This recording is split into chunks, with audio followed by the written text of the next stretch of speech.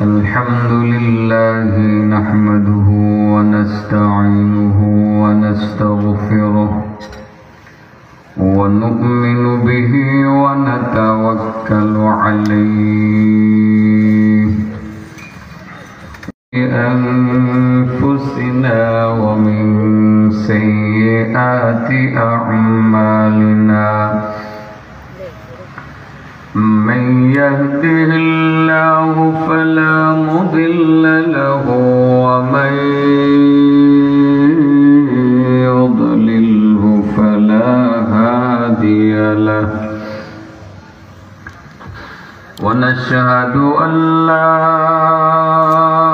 إله إلا الله وحده لا شريك له ونشهد أن سيدنا ومولانا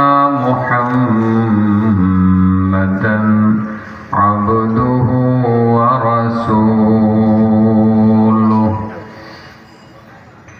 أما بعد فأعوذ بالله من الشيطان الرجيم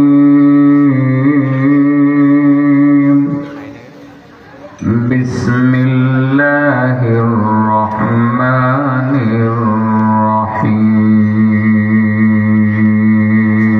الرحيم يا أيها الذين آمنوا اجتنبوا كثيرا من الظن إن بعض الظن إثم ولا تجسسوا ولا يغتب بعضكم بعضا أيحب أحدكم أن يأكل لحم أخيه ميتا فكرهتموه واتقوا الله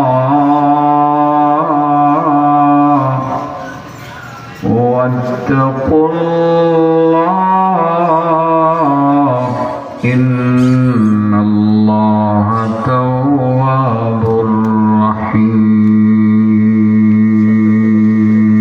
رحيم.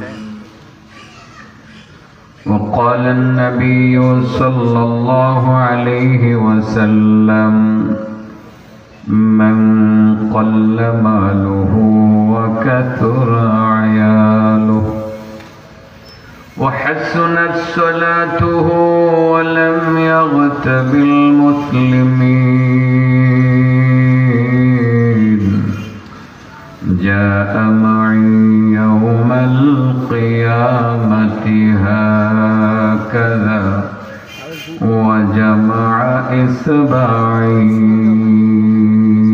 إصبعيه أو كما قال النبي صلى الله عليه وسلم اللهم صل على محمد وعلى آل محمد كما صليت على إبراهيم وعلى آل إبراهيم إنك حميد مجيد اللهم بارك على محمد وعلى آل محمد كما باركت على إبراهيم وعلى آل إبراهيم إنك حميد مجيد.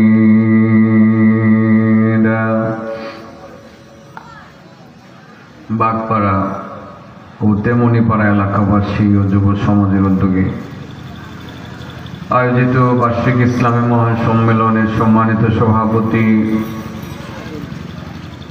ইসরাতুল জান্নাত মহিলা মাদ্রাসার পরিচালক হযরত মাওলানা পীর ইসলাম সাহেব দামাত বারাকাতুহ, সহ সভাপতি জনাব মোহাম্মদ সিনু মিয়া, সভাপতি বাগপাড়া তেমনি পাড়া ঈদগাহ মাঠ, আজকের মাহফিলের প্রধান অতিথি রাজনীতিবিদ, দানবীর, শিল্পপতি জনাব আলহাজ শরীফুল আলম সিআইপি, বিশেষ অতিথি জনাব আলহাজ মজলু মিয়া, প্রধান বক্তা হযরত মাওলানা জুনায়েদ আল হাবিব, বিশেষ আলোচক শাইখুল হাদিস আল্লামা বাহাউদ্দিন সাহেব দামাত বারাকাতুহ।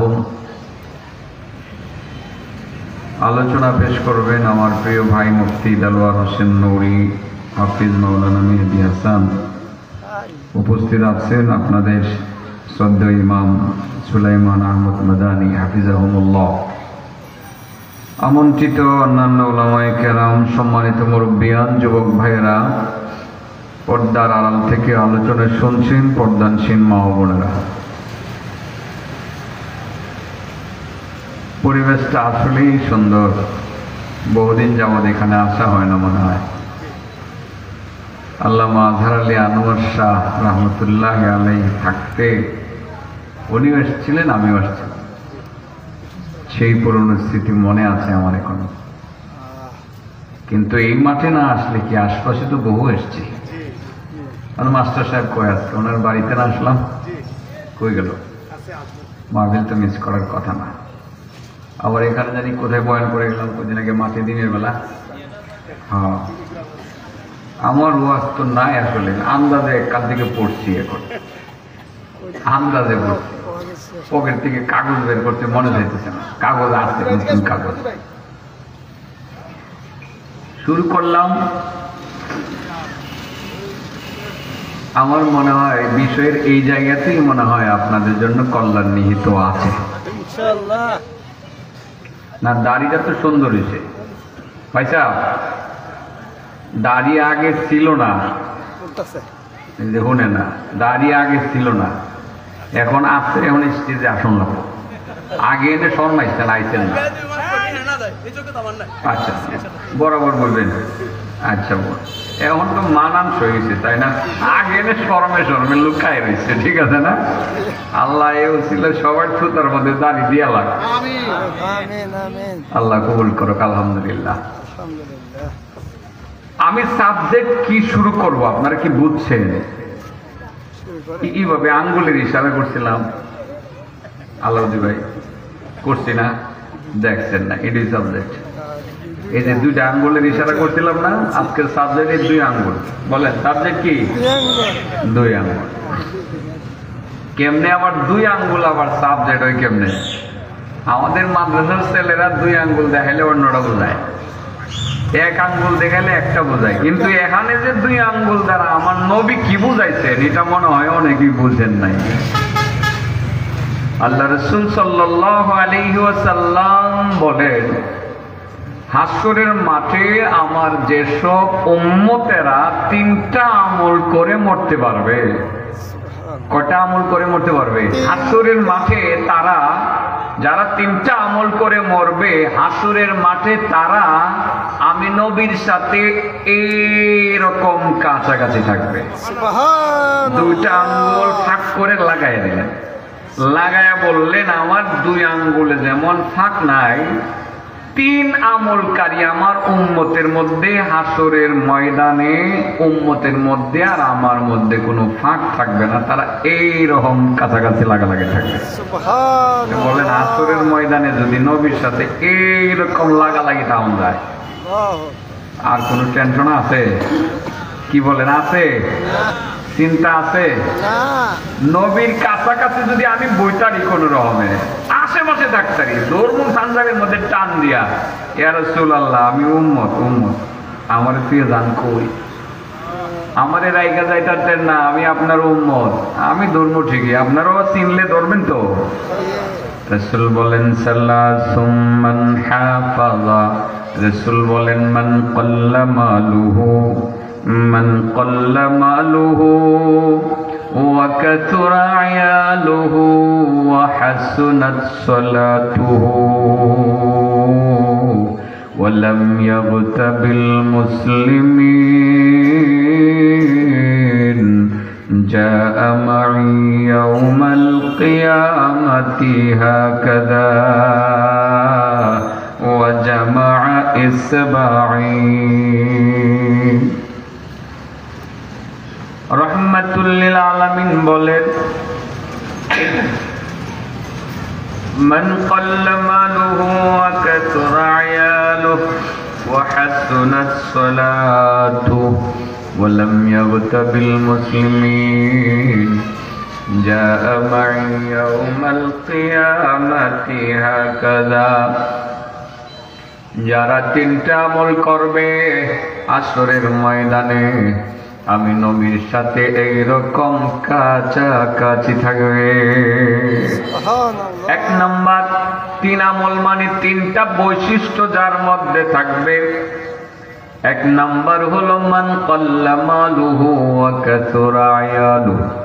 এক নাম্বার যার মাল কম, ধন দৌলত কম, টাকা পয়সা কম, অল্প মালে সবুর করবে, ধৈর্য ধারণ করবে, অল্প মালে সন্তুষ্ট থাকবে, হারামের ধার ধারবে না, সুদ ঘুষের ব্যবসার সাথে জড়িত হবে না, মিথ্যা বলে অতিরিক্ত পয়সা কামাই করার ধান্দা চালাবে না।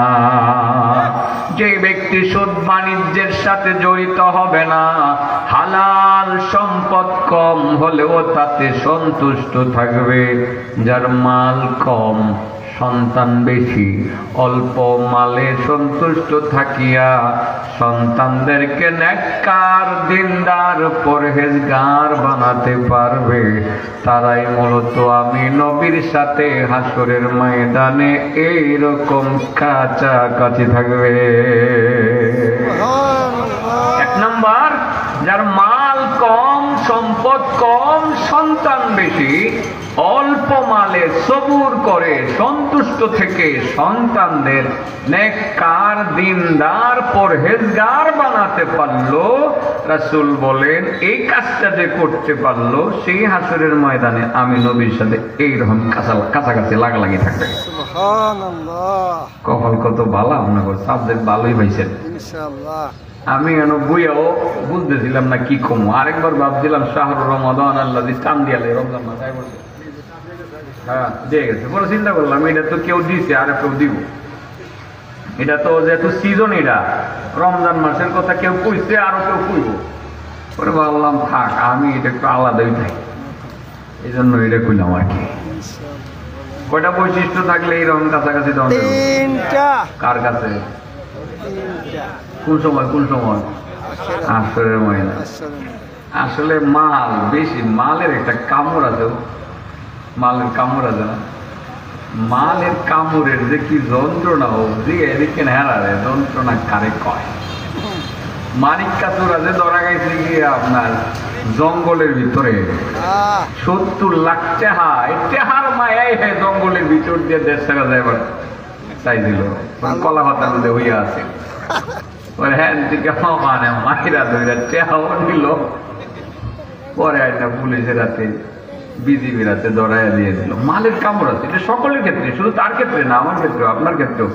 আরে দৃষ্টান্ত দিতে গিয়ে আমরা অনেক সময় অনেক কিছু বাহ্যিক দৃষ্টান্ত বোঝাই আর কি, কাউকে খাটো করার জন্য না, এটা আদারওয়াইজ করে মাইন্ড করবেন না। বিষয়টা হলো এখন চোখের সামনে যে দৃষ্টান্তগুলো ভেসে ওঠে সেগুলোই তো বলা, ঠিক আছে না? সেগুলো বলা, এগুলো আমরা বলি বোঝানোর জন্য। আপনার ক্ষেত্রেও তো সেটা হতে পারে, পারে না? পারে।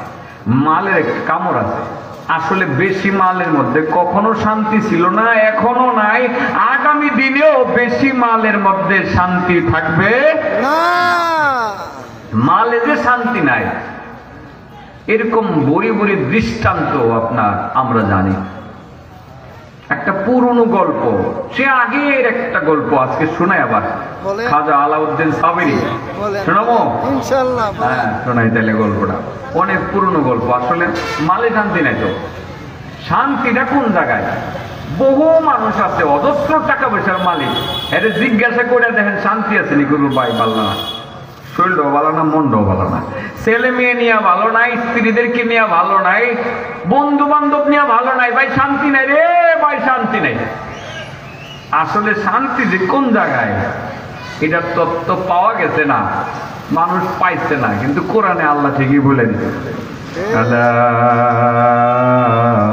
বিযিকরিল্লাহি তাতমাইন্নুল কুলুব।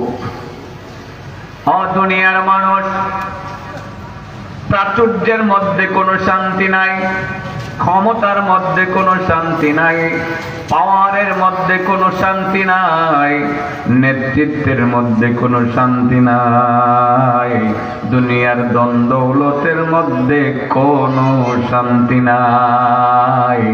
একমাত্র আল্লাহর জিকিরের মধ্যে শান্তি আছে।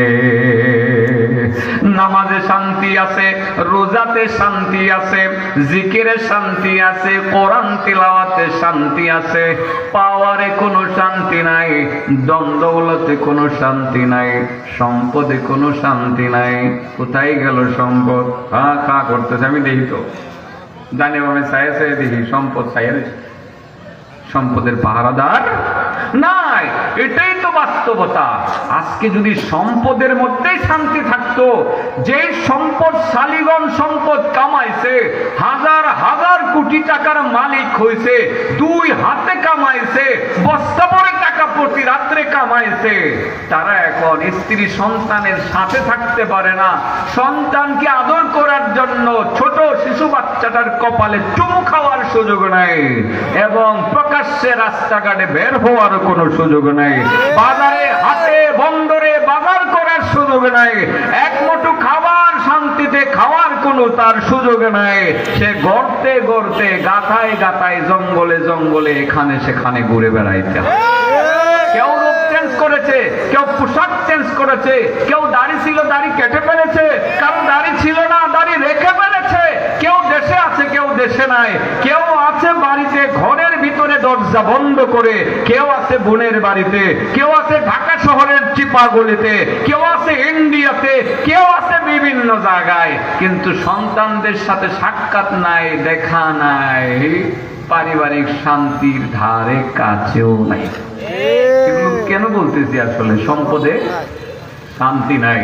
আর অসৎ সম্পদ, যা অবৈধ সম্পদ যেগুলো আছে, এগুলোর মধ্যে তো আরো আগে শান্তি নাই, ঠিক না বেটে? শান্তি কোন জায়গায় আছে আল্লাহ বলে দিতেছে। ও কয় শ্রেণীর মানুষজনই নবীর সাথে এরকম কাছাকাছি থাকবে?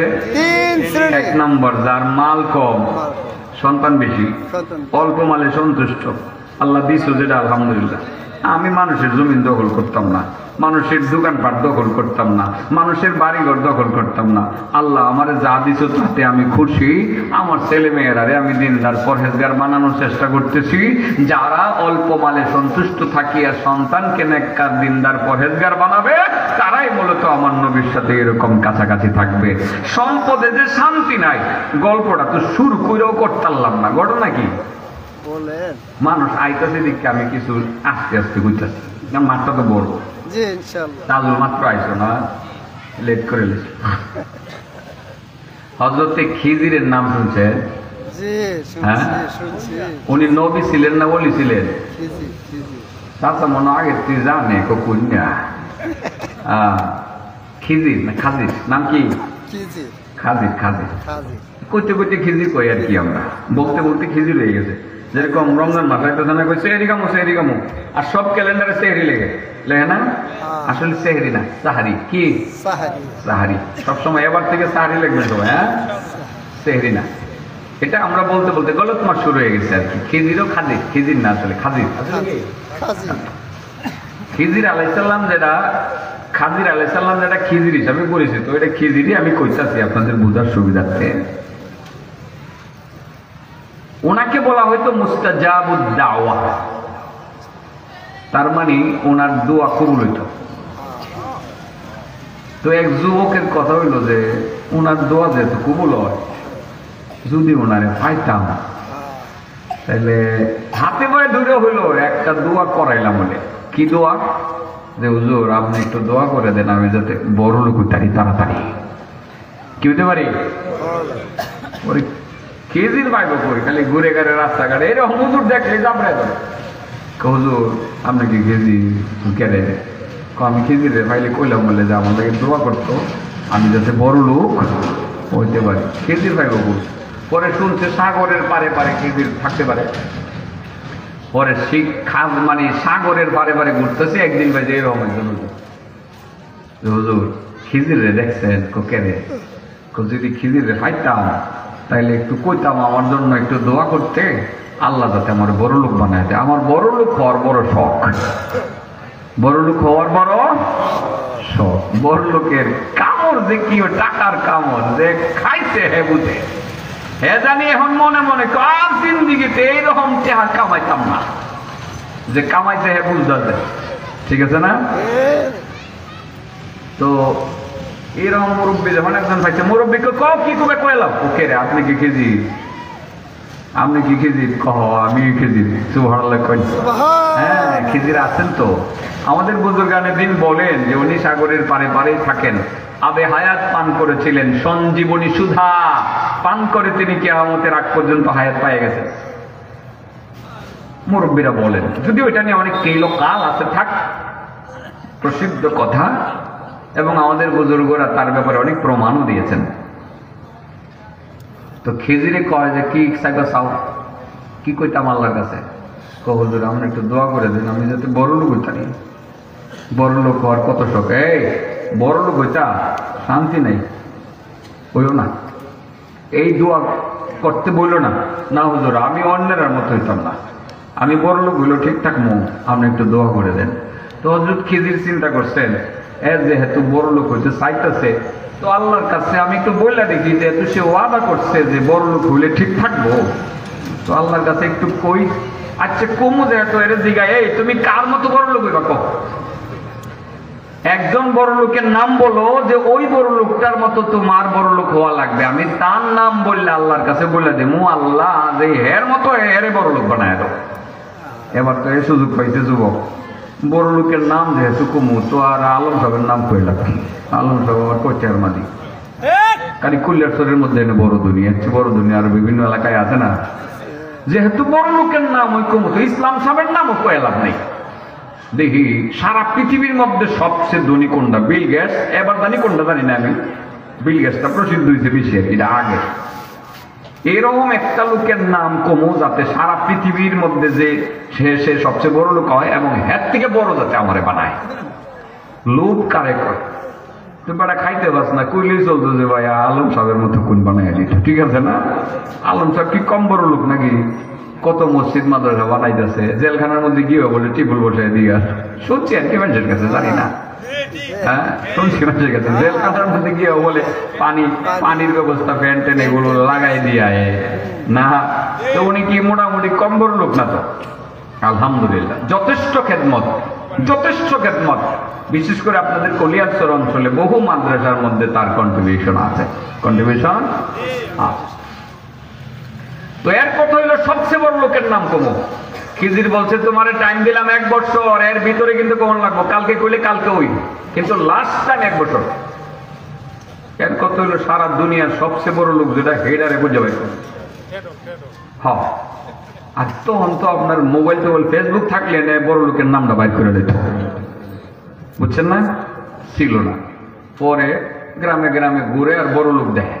এক বড় লোকের বাড়িতে গিয়ে দেখে বিশাল সারা বিল্ডিং, বিশাল বিল্ডিং, কি আরামে খাইতেছে চলতেছে। এর বাড়িতে গিয়ে খুশি মনে করছে এই বুঝি সবচেয়ে বড় লোক। কিরে ভাই তুমি বড় লোক না? কহা মোটামুটি বড় লোক হই। তুমি তো আরামেই আছো। কোন রকমে আল্লাহ রাখছে, কোন রকমে আল্লাহ রাখছে। ভাই আসলে একটা কথা বলার জন্য আছে, সেটা হলো আমার সাথে খিজিরের দেখা হয়েছে। খিজিরে তো মুস্তাজাবুদ দাওয়া, তার দোয়া কবুল হয়। উনি বলছে আমার জন্য দোয়া করবো, আমি বড় লোক হইতাম। তো ভাই তুমি কি কও, তোমার মতো বড় লোক হইলে কি মনে হয়? বাইরে বড় লোক হও, তাতে আমার কোনো বাধা নাই, তবে আমার মতো বড় লোক হইও না। ভাই তোমার আবার কি অশান্তি? আমার অশান্তির কোনো শেষ নেই, ঘুমাইতে পারি না, ঘুমাইতে পারি না। একদিন ছিলাম বাড়িতে, এখন বাড়িতেও থাকতে পারি না, আমার জেগে খুঁজে বাড়ি লেতো। আছে আছে, বহুত বড় লোক আছে, মানুষ খুঁজে কেমন লেগো ভাই, বড় লোক হোক তাতে আমার কোনো বাধা নাই, তবে আমার মতো বড় লোক হইও না। এ ভাবলো আচ্ছা হ্যাঁ তো অসুবিধা থাকতেই পারে, পরে গেছে আরেক বড় লোকের বাড়িতে, একই কথা, পরে আরেক বড় লোকের বাড়িতে একই কথা, হে আবার বড় লোক পায় না, মানে বড় লোক পায় কিন্তু এমন বড় লোক পায় না যে বড় লোকটা বড় শান্তিতে আছে। যাইতে যাইতে 10 মাস 29 দিন গেছে, 11 মাস 29 দিন, বহুত বড় লোক দেখছে, একটার মধ্যেও শান্তি নাই, শান্তি পাইল না। লাস্ট একেবারে লাস্ট বড় লোক, সবচেয়ে বড় লোক যারা, হের সন্ধান পাইছে আমেরিকা। কথার কথা, এটা কিন্তু আমেরিকা নাই ঘটনার মধ্যে, মুরব্বী উস্তাদজিরা লেখছেন কিতাবে, আশরাফ আলী থানভী তার মাওয়াইজে লেখছেন, সেই জন্য ঘটনাটা বলছি।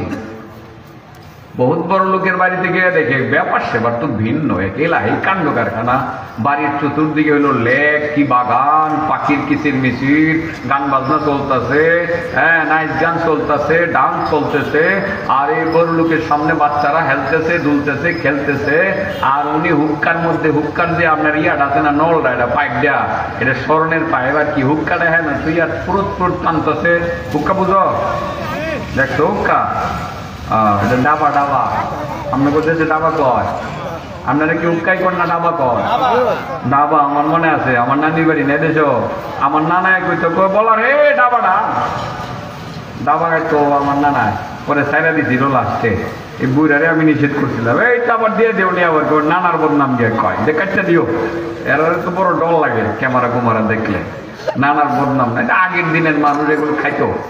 রাজা বাচ্চারাও ডাবা খাইতো, ডাবা, তবে হেদের ডাবা ছিল কি স্বর্ণের, স্বর্ণের টানটাতে পুরো পুরো টানটাছে। এবার তো যুবকে কয় এই তো সবচেয়ে বড় আরামে আছে রে, এর মতো বড় লোক হওয়া দরকার। ভাই সাহেব আপনার কাছে আইছি, কে রে, আপনি বড় লোক, কহ বড় লোক, তো ভাই সাহেব আপনার মতো বড় লোক হওয়ার শখ দেখছে, খিজির বলছে আল্লাহর কাছে দোয়া করে আমার বড় লোক বানায় দিব। ভাই সাহেব আমি বড় লোক হইতাম, আপনার মতো হইতাম, আপনি কি কোন বাইরে বড় লোক হয় তাতে আমার কোনো বাধা নাই, তবে আমার মতো বড় লোক হইও না, আমার মতো বড় লোক। আপনার আবার কি হয়েছে ভাই, তোমার আবার কি হয়েছে রে ভাই, আমার যে কি অসুবিধা হয়েছে কি আমি এখন তোমার কাছে বললে কইয়া পারতাম না, রাত্রে আমার লগে থা হ, সারা রাত আমার দুঃখ কষ্ট তোমার কাছে করো, তাহলে সম্পদও বেশি, দুঃখ কষ্ট বেশি। তো এবার এই লোকে চিন্তা করলো আচ্ছা আজকে তার লগে থাকি, আর একদিন বাকি, আগামীকালে তো খেজুরির লগে দেখাটা করানো লাগবো, মাত্র একটা দিন বাকি, রাত্রে তার লগে লইছে, কো ভাই তোমার অশান্তিটা কি করতে দিই ভাই, তুমি কেমন অশান্তিতে আছো, এত বড় লোক মানুষ দেখলাম, সুন্দরী নারী, ছোট ছোট বাচ্চারা দৌড়তেছে, খেলতেছে, তুমি হুক্কা টানতেছো, গান বাজনা চলতেছে, লেকের মধ্যে পাখির কিচির মিচির, বাগান দেখতেছে, ফলের বাগান, ফুলের বাগান, কি সুন্দর চক চক চক চক করতেছে, দেখলাম তোমার বাড়িটা বিশাল বড় বাড়ি, এটার ভিতরে সব আছে, ভাই তোমার অশান্তিটা কি, অশান্তিটা করতাম, আমি যে খাটো ঘুমাইছি এটা কিসের তৈরি, স্বর্ণের তৈরি, কিসের, স্বর্ণের তৈরি খাট, আমি একাই ঘুমাইতেছি না, আমার লগে কেউ আছে, না কেউ নাই, আমি আছি, তুমি থাকতে গেলে, থাকলে তো আমার বউ থাকবো, আমার বউ কই, কই সুন্দরী বউ, না দেখলাম আপনার এটা গেল, কই কই যে সুন্দরী বউ দেখছিলা, বউ এটা আমারই আছেন কিন্তু এখন আমার নাই, কই গেছে, কইটা গেছে মানুষের লোকে তাই, আরে যে বাচ্চা কাচ্চা দেখছিলা একটাও আমার না, লজ্জায় অস্বীকার করতে পারি না, সবগুলো যার সন্তান, যারা বোঝার বুঝে নিয়ে, ছোট ছোট বাচ্চারা আছে, তো আমি কিছু ইঙ্গিতে কথা বলবো, ঘটনাটা এইভাবেই লেখা হয়েছে, এই জন্য এইভাবে বলতেছি, হয়তোবা এই বাস্তবতাটা আমাদের উপলব্ধি করতে হবে। ওই বাচ্চাগুলো আমার না, স্ত্রী আমার ছিল, কিন্তু সে এখন আমার কাছে আসেই না, আমি একা একা সারা রাত ঘুমাই, কি শান্তিতে আছে বুঝছই তো, আমার শরীর অসুস্থ হয়ে গেলে আমাকে দেখার মতো কেউ নাই, আমি কোনো সমস্যায় পড়লে আমার সমস্যা থেকে সাহায্য করার মতো উত্তরণের জন্য আমি কাউকে খুঁজে পাই না, অজস্র সম্পত্তির মালিক আমি, হাজার হাজার কোটি কোটি ডলারের মালিক আমি, কিন্তু আজ আমি সুখে নাই, সন্তানও আমার পাশে বেড়ে না, স্ত্রীও আমার কাছে বেড়ে না, তার নিয়ে প্রত্যেকটা কাহিনী আছে।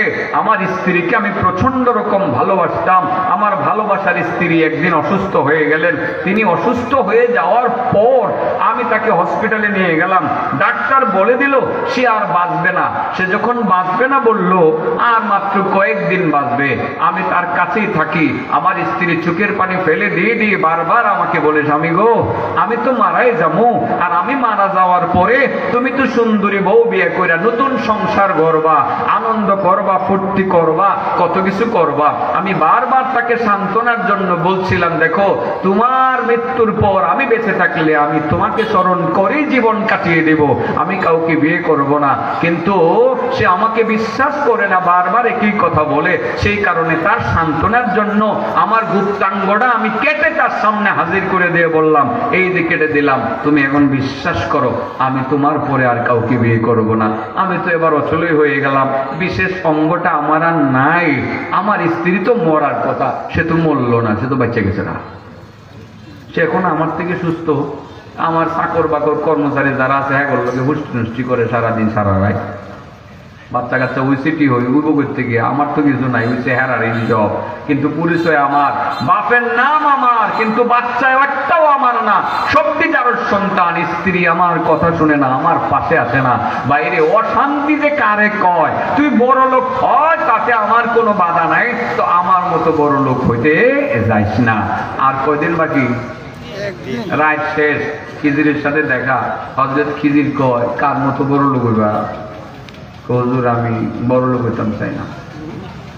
কি আপনি একটু দোয়া করে দেন আমি যাতে আল্লাহর ওলি হইতাম পারি। সুবহানাল্লাহ কয়। আমি দেখতে পাইছি দুনিয়ার বড় লোকের মধ্যে কোনো শান্তি নাই, অজস্র টাকা পয়সার মধ্যে কোনো শান্তি নাই, প্রভাব প্রতিপত্তির মধ্যে কোনো শান্তি নাই, পাওয়ারের মধ্যে কোনো শান্তি নাই। আলা বিযিকরিল্লাহি তাতমাইন্নুল কুলুব। আল্লাহ বলেন দুনিয়ার মানুষ টাকা পয়সা শান্তি এনে দিতে পারে না, ক্ষমতা শান্তি এনে দিতে পারে না, একমাত্র জিকির, আল্লাহর জিকির অন্তরে শান্তি এনে দিতে পারে। ও বন্ধু, নামাজও একটা জিকির। আমি কসম করে বলি, কসম করে বলি, আগামীকাল ফজরের নামাজটা তুমি যত্ন সহকারে আদায় করো বন্ধু। নামাজ পড়ার পরে তুমি বের হও, রাস্তাঘাটে বের হও, কাজে কর্মে বের হও, যদি শান্তি না লাগে আমারে বট গাছে বাইন্ধে থুয়ে দিও। ফজরের নামাজটা যেদিন জামাত হইব, সারাটা দিনের ফিলিংসটা যে কেমন হয়, যদি ভালো না হয় আমি চ্যালেঞ্জ করে বলি আমারে বাইন্ধে থুয়ে দিও, নামাজেই শান্তি। নাইলে আগামীকাল ফজর নামাজটা পড়ে দেখো, আজকে দিনটা পড়ছো না, ফজরের নামাজ যেমন গেছে আগামীকাল পড়লে কেমন যায়। 1 লক্ষ টাকার মধ্যে এত সুন্দর শান্তির ফিলিংস পাইবা না, ফজরের নামাজ জামাতে পড়লে তুমি যে ফিলিংসটা পাইবা। এই ফজরের নামাজে শান্তি, কোরআন তেলাওয়াতে শান্তি, জিকিরে শান্তি, আর হালাল কামাই ভক্ষণে শান্তি, মানসিক শান্তি তো এখানে। আল্লাহ আমারে যা দিছো, আমি 1000 টাকা কামাই করেছি, এতে আমি সন্তুষ্ট থাকতে চাই গো আল্লাহ। ও গো আল্লাহ, আমি হারাম মালের দিকে যাব না, অন্যের সম্পত্তিতে আমি হাত বাড়াবো না, কারো দিকে আমি হারাম নজরে তাকাবো না, সুদের বাণিজ্যের সাথে জড়িত হব না, ঘুষ বাণিজ্যের সাথে জড়িত হব না, মিথ্যা কথা বলে কামাই করব না, ধোঁকাবাজি করে কামাই করব না। আল্লাহ যা দিছো আমি খুশি, এতে আমি সন্তুষ্ট থেকে কষ্ট করে হলেও আমার সন্তানদেরকে আমি মানুষ করতে চাই, দিনদার বানাতে চাই।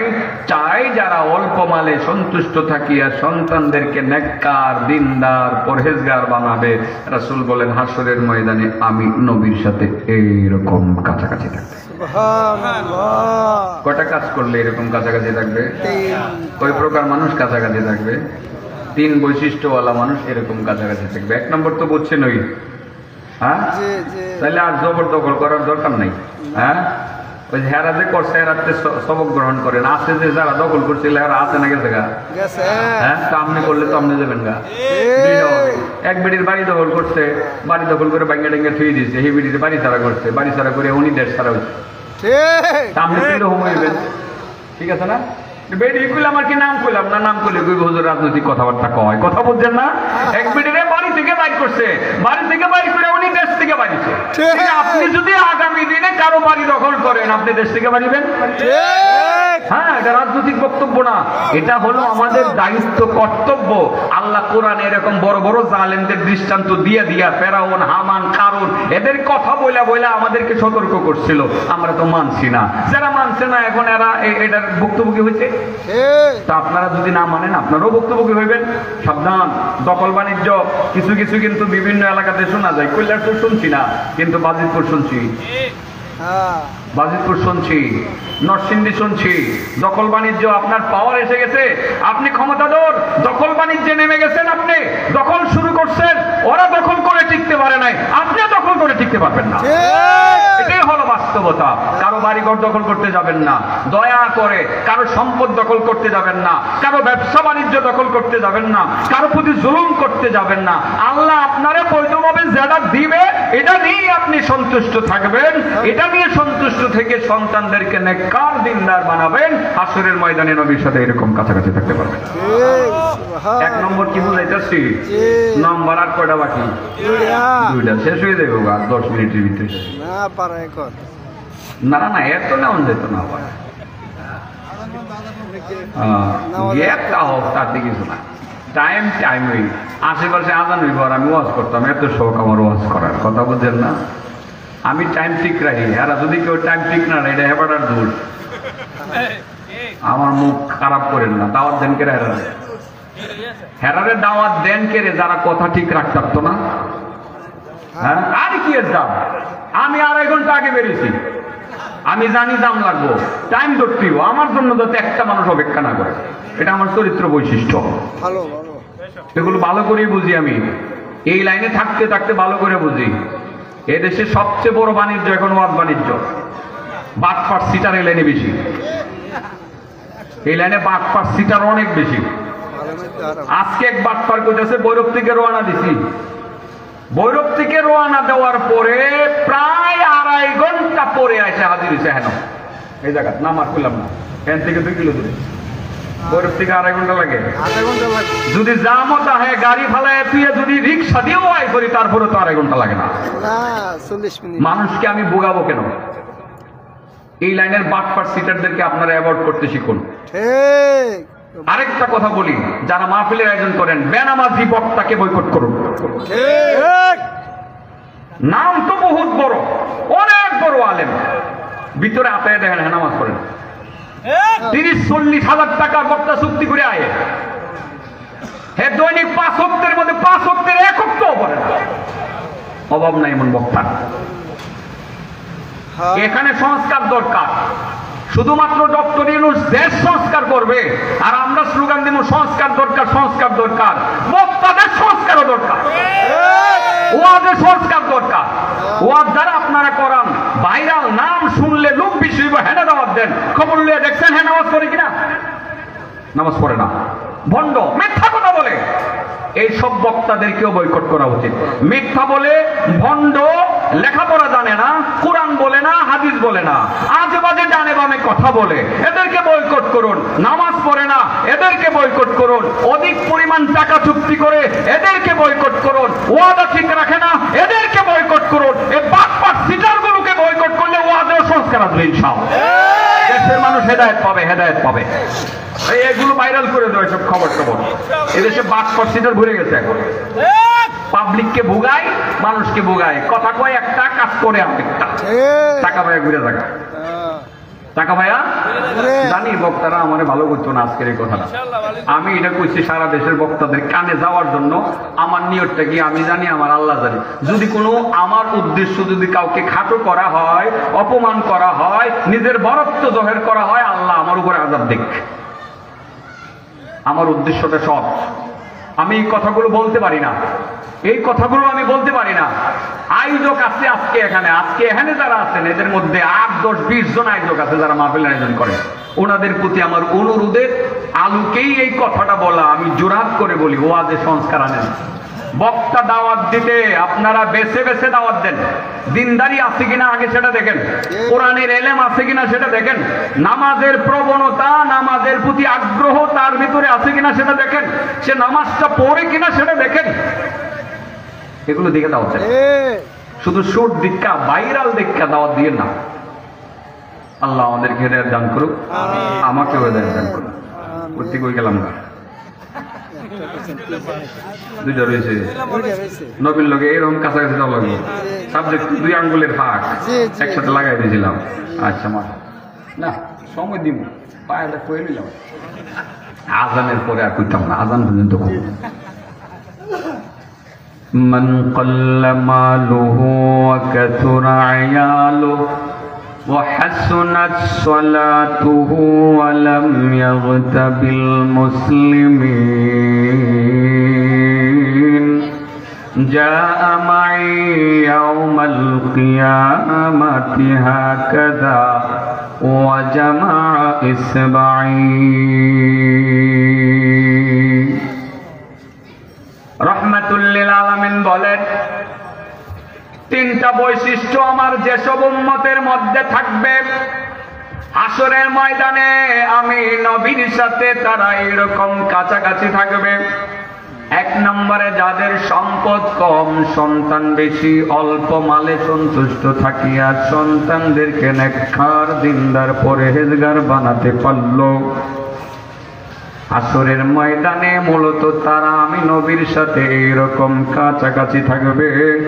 2 নম্বর ওয়া হাসনাত সালাতুহু, 2 নম্বর যার নামাজটা সুন্দর হয়, নামাজটা সুন্দর করবে যে ব্যক্তি, নামাজকে আর্ট করবে, নামাজকে ডেকোরেশন করবে। মসজিদের ডেকোরেশন করুক আর না করুক, কিন্তু নামাজের মধ্যে ডেকোরেশন করবে। মসজিদের টাইলস লাগাক আর না লাগাক, কিন্তু নামাজের ভিতরে মার্বেল পাথর লাগিয়ে দিবে। বাবা, মসজিদ সুন্দর করার তুলনায় নামাজ সুন্দর করার প্রয়োজনীয়তা বেশি, ঠিক না বেঠি? এই হাদিসের নির্দেশ হলো মসজিদ তুমি সুন্দর করো আর না করো, নামাজটাকে সুন্দর করো। মসজিদ তোমার পাক্কা হোক, টাইলস লাগানো হোক বা না হোক, নামাজের ভিতরে টাইলস লাগাইয়া দাও। সম্ভব হলে নামাজের মধ্যে তুমি মার্বেল পাথর লাগাইয়া দাও। তার মানে নামাজটাকে সুন্দর করো, রুকু সিজদা ভালোভাবে আদায় করো, সূরা কিরাত গুলো সুন্দরভাবে উচ্চারণ করো, নামাজের যত রুকন শারায়াত গুলো আছে সুন্দরভাবে আদায় করো। যেই ব্যক্তি নামাজকে সুন্দর করবে, ডেকোরেশন করবে, নামাজকে যেই ব্যক্তি টাইলস লাগাবে, নামাজের ভিতরে মার্বেল পাথর লাগায়া দিবে, তারাই মূলত হাসরের ময়দানে আমি নবীর সাথে এইরকম কাছাকাছি থাকবে। সুবহানাল্লাহ। তাইলে নামাজ সুন্দর করে লাগবো। আমরা তো আছি হুজুর, কয় লাখ লাগবো মসজিদের টাইলস লাগাইতে? মেহরাবের 20 লাখ। কয়টা লাখ যা লাগে দিলাম। এটা খুব সুন্দর করছে, কিন্তু বেচারা নামাজে করেন। তো মসজিদ সুন্দর করলো, নামাজ সুন্দর করতে পারলো না। সে তো নবীর সাথে এরকম কাছাকাছি থাকতে পারবে না। পারবে না, সে পারবে না। নামাজকে যত সুন্দর করা যায়, রুকু সিজদা ভালোভাবে আদায় করা, কারণ নামাজের রুকু সিজদা গুলো ভালোভাবে আদায় না করলে আল্লাহ রাসূল বলেন, হে সুর, হে গুরু সুরের চেয়ে খারাপ। হ্যাঁ, এমনি তো বুঝে যে রুকু সিজদা ভালোভাবে আদায় করে না, আল্লাহ রাসূল কয়, হে ছাগল সুরের চেয়ে খারাপ, হে মুরগি সুরের চেয়ে খারাপ।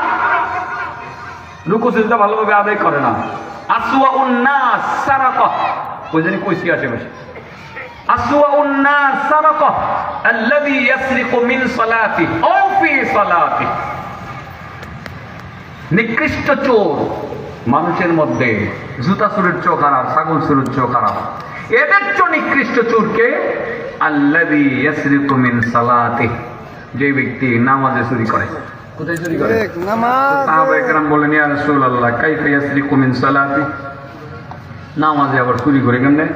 আল্লাহ রাসূল বললেন, লা ইউতিম্মু রুকুআহা ওয়ালা সুজুদাহা, রুকুটাও ভালোভাবে আদায় করে না, সেজদাটাও ভালোভাবে আদায় করে না। তার মানে রুকু থেকে সোজা হয়ে না দাঁড়াইয়া সেজদায় চলে যায়, সেজদা থেকে সোজা হয়ে না বসা আরেক সেজদায় চলে যায়, মুরগির মতো ঠুকুর ঠুকুর ঠুকুর এরকম যেটা দেখে। এইরকম নামাজি যারা, এরা জুতো চুরির চেয়েও খারাপ, মুরগি চুরির চেয়েও খারাপ, ছাগল চুরির চেয়েও খারাপ, গরু চুরির চেয়েও খারাপ। কেডা কইছে এটা? কেডা কইছে? কেডা কইছে? আমার নবী বলছে। চিন্তা করছেন আপনি? নামাজি, এরপরে আল্লাহ রাসূল কয় গরু চুরির চেয়ে খারাপ। তাহলে নামাজটাকে আমার নবী বলছে যে নামাজটাকে ডেকোরেট করো, নামাজটাকে সুন্দর করো। পারলে নামাজ দ্বারে তুমি মার্বেল পাথর দিয়ে সুন্দর করো, রুকু সেজদা ঠিকঠাক মতো আদায় করো, তাসবিহাত গুলো সুন্দরভাবে উচ্চারণ করো। সামিআল্লাহু লিমান হামিদা রব্বানা লাকাল হামদ। রুকুতে গিয়া সুবহানা রাব্বিয়াল আযীম, সুবহানা রাব্বিয়াল আযীম, সুবহানা রাব্বিয়াল আযীম, সামিআল্লাহু লিমান হামিদা রব্বানা লাকাল হামদ। পারলে এতক্ষণ তো যা বললেন টাইলস লাগাইছেন, এখন মার্বেল পাথর লাগাই দেন। হামদান কাসীরান তাইয়িবান মুবারাকান ফি, মার্বেল পাথর লাগাইছেন। কি লাগাইছেন? এটা তো সবাই পড়েন না, সবাই টাইলস লাগান, সুন্দরভাবে উচ্চারণ করলে এটা টাইলস লাগানো হইলো। আর হামদান কাসীরান তাইয়িবান মুবারাকান ফি বললে মার্বেল পাথর লাগাবেন, নামাজটা আরো সুন্দর হইলো। নামাজটা সুন্দর হবে। আসলে অনেক সময় পারি না, আমরাই পারি না, তাড়াহুড়ার মধ্যে মাহফিল করতে গিয়ে আসলে পারি না, এটা বাস্তবতা। নামাজটাই তো তাড়াহুড়া করে রাস্তাঘাটে মানে আদায় করি, পরবর্তীতে ফ্রি টাইম পাইলে একটু ভালো মতো নামাজটা পড়তে পারি আর কি। মাহফিলের জগৎটাও কি ক্ষতির কারণ হয়ে দাঁড়াইলো কিনা কোনো কোনো দিক থেকে আমি বড় ভাবি, বড় চিন্তা করি। এজন্য মাহফিল কর্তৃপক্ষ যারা আছে এরা কই ভাই সাহেব সবাই মিল্লা সব মাহফিল দিনের বেলা আনেন না, আগর পর মাদ্রাসার মাহফিলটা যে দিনের বেলা হচ্ছে কোনো অসুবিধা হচ্ছে, সব মাহফিল দিনে আইন না, সার আগে সব শেষ করে দেন না, দিলে মানুষগুলো আমরা একটু নামাজের প্রতি যত্নশীল হইতে পারবো। আমি একটা জিনিস হিসাব করে দেখছি, এ দেশের মধ্যে যদি ইসলামী হুকুমত বলি না আমরা, চাই সবাই তো চাই না, সবাই চায়। আর মাহফিলের মধ্যে মানে দেখি আমার কোন বাইরে সেট চালাইতেছে ইসলাম হুকুমত কায়েম করে, মাহফিলের মধ্যে এর নয় মনে হয় কায়েম করে সেরা লাইতেছে আর কি। কথা বলছেন না, নাস্তিক মুরতাদ যা আছে হমানে মাইরা মেসাকার করে লাইতেছে মাহফিলের মধ্যে। মাঝে মধ্যে দেখি, আমি হিসাব করে দেখছি যে এগুলো কোনো কাম হইতো না। আমার হিসাব রইল ওই জায়গা, যদি বাংলাদেশের 100% মানুষকে যদি নামাজি বানানো যেত, শুধু নামাজি মানে ফজরের নামাজটা যদি সবাই পড়ানো যেত, খালি যদি ফজরের নামাজটা সবাই পড়তো, বাকি এমনি বল লইলে ইসলামী হুকুমত 95% কায়েম হয়ে যেত। আর বাকি 5% ইসলামী হুকুমত কায়েম করার জন্য রাজনৈতিক দলগুলো যারা আছে এরা শুধুমাত্র আইনগুলো প্রণয়ন করা, সংসদে পাস করা, এগুলো করতো। যেই বেটা নামাজি সংসদে গিয়ে কি আকাম করবো বেটা? হ্যাঁ, নামাজ পড়ে, ফজরের নামাজ জামাতে পড়ে, তাহাজ্জুদও পড়ে, সে জোহরের নামাজও পড়ে। এই লোকটা সংসদে গিয়ে মদের লাইসেন্স দিত না রে ভাই, দিত না। এই জন্য আমার মনে হয় নামাজের প্রতি মেহনতটা বাড়ায় দেওয়া দরকার, যে সবাই নামাজি হয়ে যাইব। মাহফিল কেন্দ্রিক এই টার্গেটটা এইরকম ভাবে রাখা উচিত। দাওয়াতুত তাবলীগের মেহনতে এই মেহনতটা বাড়ায় দেওয়া উচিত, কিভাবে বেশি থেকে বেশি মানুষকে নামাজি বানানো যায়।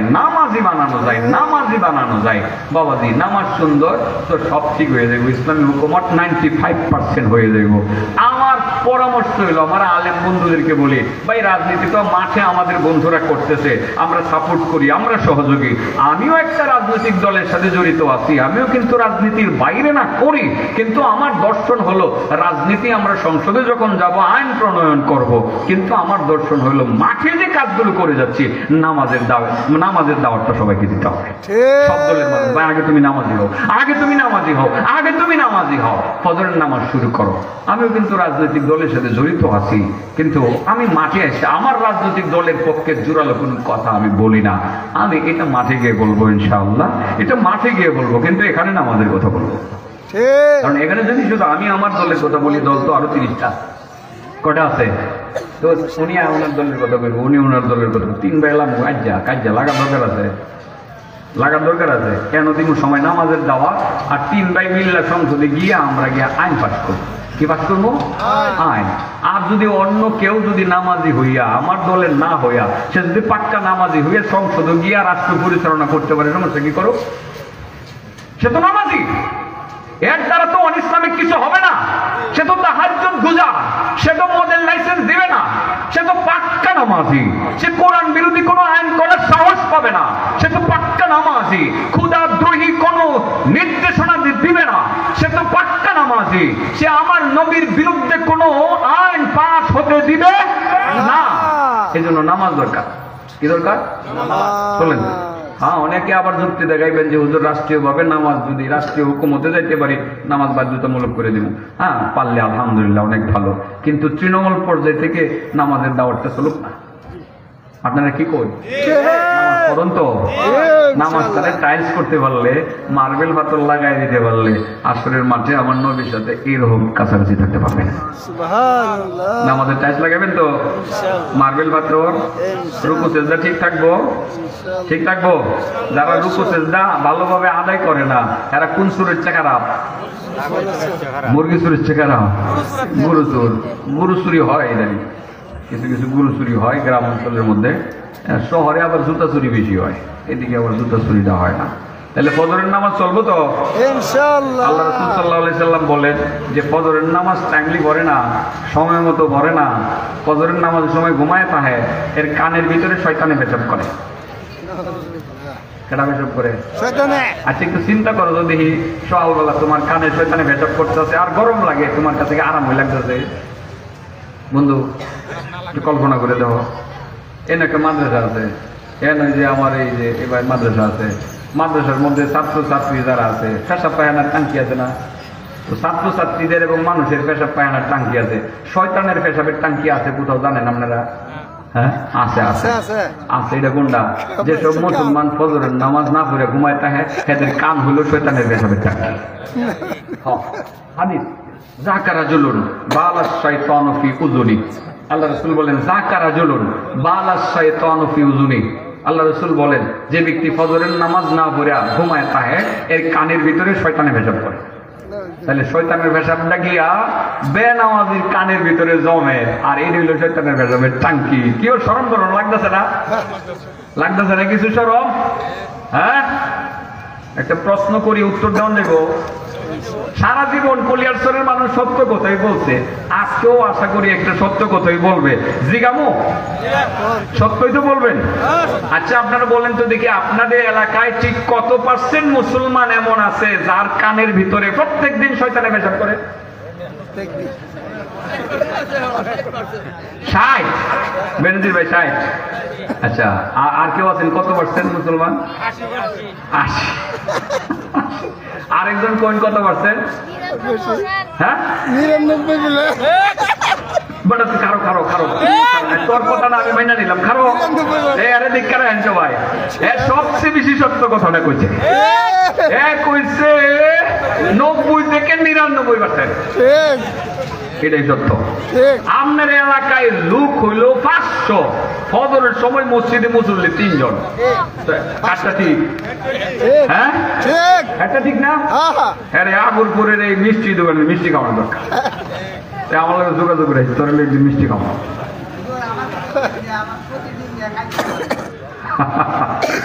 হ্যাঁ বাবাজি, এটা হাসির কথা না তো, কষ্টের কথা। কিসের কথা? কষ্টের কথা। মুসলমান আজ নামাজি না, কে জিয়াদ করতে যেতেন আপনি? কি আর আপনি ইসলামী হুকুমত কায়েম করছেন? নামাজ পড়েন না, নামাজ ধরেন আগে, ফজরের নামাজ ঠিকঠাক মতো ধরেন, ইসলামী হুকুমত 95% কায়েম হয়ে যাবো, এমনি অটোমেটিকলি কায়েম হয়ে যাবো। বাকি সংসদে 5% নেব। কত % নেব? 5% নেব। বিষয়টা মাথায় থাকবে তো ইনশাআল্লাহ। তাহলে নামাজ সুন্দর করুন লাগবো ইনশাআল্লাহ। হ্যাঁ, মান কাল্লা মালুহু ওয়া কাসুরা আয়ালুহু ওয়া হাসুনাত সালাতুহু ওয়া লাম ইয়াগতাবিল মুসলিমিন জামা'i ইয়াউমাল কিয়ামাতি হাকাযা ওয়া জামা ইসবা'i। আল্লাহ রাসূল বলেন 3টা বৈশিষ্ট্য যাদের মধ্যে থাকবে আমার উম্মতের মধ্য থেকে, 3টা বৈশিষ্ট্য যাদের মধ্যে থাকবে, হাসরের ময়দানে তারা আমি নবীর সাথে এই রকম কাছাকাছি থাকবে। আমার আঙ্গুল দুটির মধ্যে যেমন কোনো ফাঁক নাই, হাসরের ময়দানে তাদের মধ্যে আমার মধ্যে কোনো ফাঁক থাকবে না। 1 নম্বর, যার মাল কম, সম্পদ কম, সন্তান বেশি, অল্প মালে সন্তুষ্ট থাকিয়া সন্তান আমাদেরকে নেককার দিনদার পরহেজগার বানাতে পারলো, আসরের ময়দানে আমি নবীর সাথে এইরকম কাছাকাছি থাকবে। 2 নম্বর, যেই ব্যক্তি নামাজটাকে সুন্দর করতে পারলো, নামাজে মার্বেল পাথর লাগাইলো, নামাজকে সুন্দর করলো, ভালোভাবে আদায় করতে পারলো, আসরের ময়দানে আমি নবীর সাথে এইরকম কাছাকাছি থাকবে। 2টা গেল। 3 নাম্বার হলো বড় প্রবলেম, বিগ প্রবলেম, এই জায়গাতে সমস্যা বেশি। কষ্ট নিয়েন না, হ্যাঁ? আমি তো আপনাদের দুশ্মন না, আসলে যা বলি দিল থেকে মহব্বত করে বলি। মাঝে মধ্যে একটু গুতাগাতি দেই আর কি, একটু গুতা দিলে তো কষ্ট লাগবেই। ফুরার মধ্যে গুতা দিলে টন করে উঠতো না, ব্যথা লাগতো না? আবার বই লেগে লাগা আরাম লাগতো না? আমি গলাইবার নিয়ে হচ্ছে গুতাটা দিই আর কি, যে গল্লা থাকা একটু শান্তি হবে না, ব্যথা কম মনে করে মালিশ লাগাই দিই, মনে কথা বলছেন না? 3 নম্বর হলো ওয়ালাম ইয়াগতাবিল মুসলিমিন। 3 নম্বর হলো যেসব মানুষ, যেসব আল্লাহর বান্দা, যেসব আমার উম্মত অন্য মুসলমানের গীবত করে না, সমালোচনা করে না, যারা গীবত থেকে নিজেকে রক্ষা করবে, বাঁচিয়ে রাখবে, যেসব আল্লাহর বান্দা অন্য মুসলমানের গীবত করবে না, সমালোচনা করবে না, কারো অপমান করার জন্য তার দোষ ত্রুটিগুলো তুলে ধরবে না এবং তার অগোচরে তার বদনাম রটাবে না, ওই সমস্ত মুসলমান যারা গীবত করে অভ্যস্ত না, গীবত করে না, চিন্তা করে আরেকজনের গীবত করলে আমার কি লাভ হবে, তার সমালোচনা করলে আমার কোনো লাভ হবে না, অতএব আমি সমালোচনা করব না। যে ব্যক্তি গীবত থেকে নিজেকে মুক্ত রাখবে, হেফাজত করবে, রাসূল বলেন সেই ব্যক্তিটা হাসরের ময়দানে আমি নবীর সাথে এইরকম কাছাকাছি থাকবে। আর যারা গীবত করবে এরা জান্নাতি যাইতে পারতো না। লা ইয়াদখুলুল জান্নাতা কাত্তাত। যারা মানুষের দুষ্টুটি বলে, এটা মনে হয় আমরা সাথ পাচ্ছি না, কঠিন। মাঝে মধ্যে দেখি, কালকে না পরশু দিন আমি গাড়িতে একবার বদনাম করে শুনছি, কই আবার সাথে সাথে কইবা বলেছে ভাই আমি গীবত করে লেছি, আল্লাহর রাস্তায় আমার মাফ করে দিয়ে নাম নেই, আর ওনার কাছে মাফ চাইলাম। মানে 2জন আলেমের সামনে এই এলাকার গাড়িতে বসে আমি মাফ চাইছি, কিন্তু মাফ চাইলেছি বুমুয়ে তো বাইরে জায়গা মাঝে মধ্যে, এটা কেড়ে জানি, এটার থেকে বাঁচতে পারতেছি না বাবা। লন সবাই মিললা গীবত ছেড়ে দিই, কি করবেন? পারবেন তো ইনশাল্লাহ? গীবত করতাম হয় না, এই করবো না বলে যেদিন থেকে নিয়ত করতে পারবেন, সেদিন থেকে আল্লাহ রাসূল কইব তুমি রে অপেক্ষা করতে পারো, আইতে পারো, আমার লগে এরকম থাকবা। সুবহানাল্লাহ কই কইব মানে আল্লাহ কইব আর কি। আল্লাহ রাসূল সাল্লাল্লাহু আলাইহি ওয়াসাল্লাম এই ফ্যাসিলিটিটা হাসরের ময়দানে আমাদেরকে দিবেন, তার সাথে আমরা এরকম কাছাকাছি থাকতে পারবো ইনশাআল্লাহ। কয়টা গুণ অর্জন করা লাগবে এবার বলেন? অল্প মালে সন্তুষ্ট থাকবো, সন্তুষ্ট থাকিয়া সন্তানকে নেককার দিনদার পরহেজগার বানাবো। 2 নম্বরে নামাজটাকে সুন্দর করব, আর 3 নম্বরে গীবত করব না। বলেন কি করব না? এই 3টা কথা মনে থাকবে না? আল্লাহ তৌফিক দান করুন। ওয়া আখিরু দাওয়ানা আলহামদুলিল্লাহি রাব্বিল আলামিন। আসসালামু আলাইকুম ওয়া রাহমাতুল্লাহি ওয়া বারাকাতুহু। আলাউদ্দিন আইএমসি মিডিয়া, কুরআন হাদিসের কথা বলে।